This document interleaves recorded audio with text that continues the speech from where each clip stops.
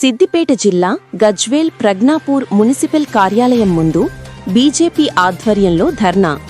వార్డుల విభజనకు వ్యతిరేకంగా గజ్వేల్ ప్రజ్ఞాపూర్ మున్సిపల్ కార్యాలయం ముందు బీజేపీ నాయకులు ధర్నా చేపట్టారు.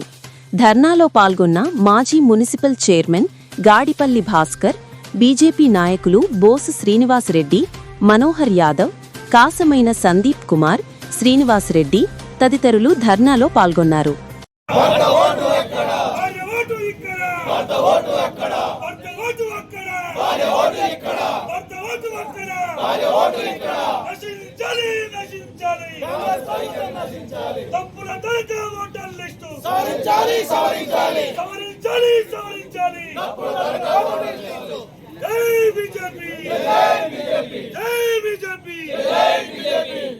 తెలుగు 2 రాష్ట్రాల్లో నూతనంగా ప్రారంభించిన సర్కార్ టీవీ యందు పనిచేయుటకు రిపోర్టర్లు కావలను.